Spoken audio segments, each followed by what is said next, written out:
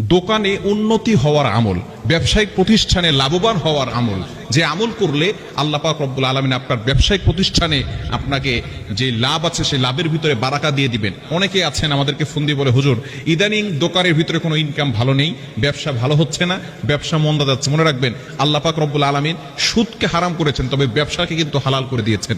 3 নম্বর পারার 3 নম্বর পৃষ্ঠার 6 নম্বর লাইন, 6 নম্বর পৃষ্ঠার 3 নম্বর লাইন, সূরা বাকারার 275 নম্বর আয়াতে আল্লাহ বলছেন, আহাল্লাল্লাহুল বাইআ ওয়া হাররামার রিবা, বিজনেস লাউফুল এন্ড নিজুরি আন লাউফুল, ব্যবসা হচ্ছে হালাল আর সুদের কারবার হচ্ছে হারাম। সুতরাং ব্যবসা হালাল, আপনি হালাল ব্যবসা করতে পারেন, তাতে কোনো সমস্যা নাই। বিভিন্ন সময়ে বিভিন্ন কারণে অনেক সময় ব্ল্যাক ম্যাজিক করে আপনার ব্যবসার ভিতরে নষ্ট করে দিতে পারে। এই জন্য ব্যবসায়িক প্রতিষ্ঠানে যেখানে আপনি বসবেন সেই ক্যাশে বসে আপনি যে আমল করলে আল্লাহ পাক রব্বুল আলামিন আপনার সেই ব্যবসার ভিতরে বরকত দান করবেন। আমি 3টি আমলের কথা বলবো। নাম্বার 1, 1 নাম্বার হচ্ছে সূরা আলে ইমরানের 173 নম্বর আয়াত, হাসবুনাল্লাহু ওয়া নি'মাল ওয়াকিল। হাসবুনাল্লাহু ওয়া নি'মাল ওয়াকিল, এটা 40 বার পড়বেন। কতবার? 40 বার। আপনি যে যদি কোনো দোকান থাকে অথবা ব্যবসায়িক প্রতিষ্ঠানে আপনি যখন ক্যাশে বসবেন, ক্যাশের সামনে বসবেন, তখন এটা অফলাইন হোক অথবা অনলাইন হোক, যেখানেই হোক না কেন, আপনি সেখানে বসে 40 বার সূরা আলে ইমরানের 173 নম্বর আয়াত, হাসবুনাল্লাহু ওয়া নি'মাল ওয়াকিল, হাসবুনাল্লাহু ওয়া নি'মাল ওয়াকিল 40 বার পড়বেন। এটার অর্থ হচ্ছে আমার আল্লাহ আমার জন্য যথেষ্ট। আল্লাহ যদি কারোর জন্য যথেষ্ট হয় তার কোনো চিন্তা থাকে না। আপনি এই দোয়াটা বেশি বেশি পড়বেন। দ্বিতীয় নাম্বার হচ্ছে সূরা আলাম নাশরাহ 3 বার পড়বেন।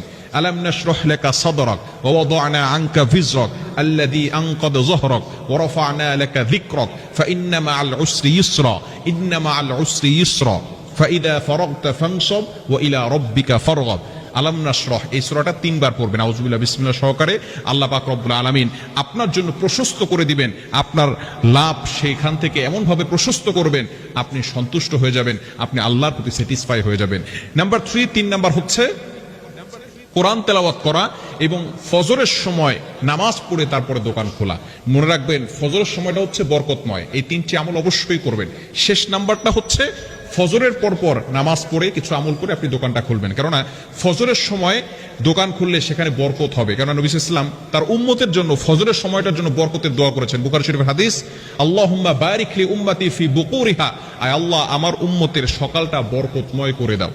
এটা নবী সাল্লাল্লাহু আলাইহি ওয়াসাল্লাম দোয়া করেছেন। সুতরাং আপনি যদি এই আমলটা করতে পারেন ইনশাআল্লাহ অবশ্যই আল্লাহর পক্ষ থেকে সাহায্য আসবে এবং আল্লাহ পাক রব্বুল আলামিন সকল ধরনের বিপদ আপদ থেকে হেফাজত করবেন।